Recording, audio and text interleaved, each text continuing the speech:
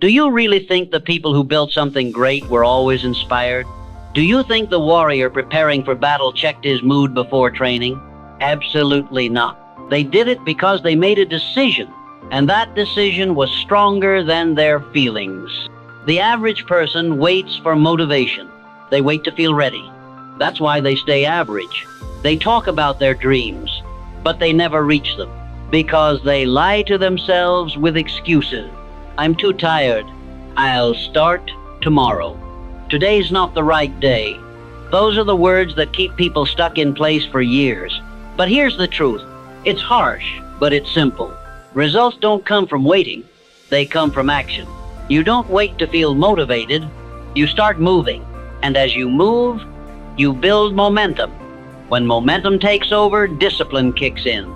And when discipline is in charge, motivation doesn't even matter anymore. That is the secret. The truth no one wants to tell you.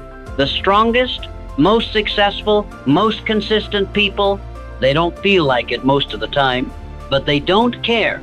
They show up anyway because they know this rule.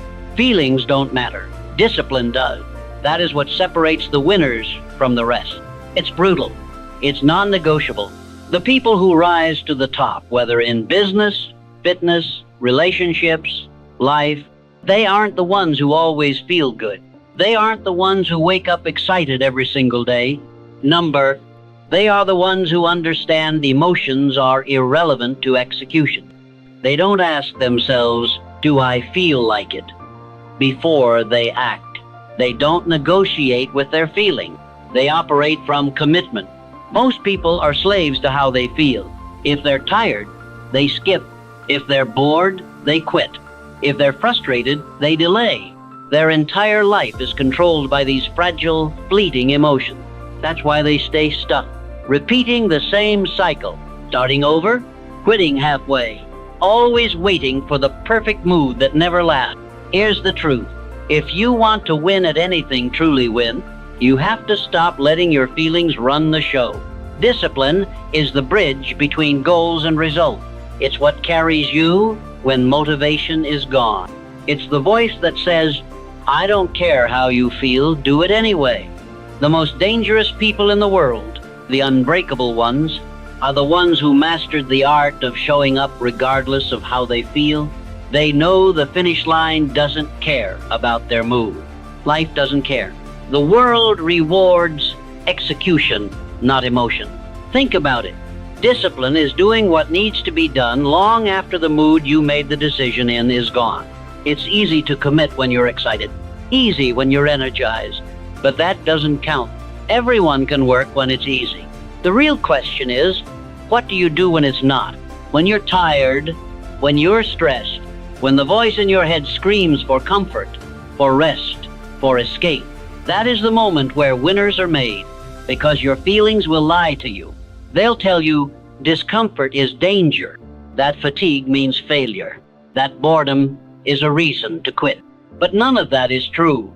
Those are just signs you're growing, that you're pushing your limits, and only discipline can break through those lies. When you make discipline the standard, not a choice, not a mood-dependent event, but the standard, everything changes. You stop negotiating with weakness. You stop listening to the excuses your mind feeds you. You wake up, you execute, you deliver, over and over, no matter how you feel.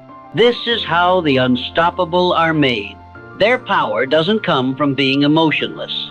It comes from refusing to let emotions dictate their actions. Discipline over feelings, every single time. That's the rule. That's how you win.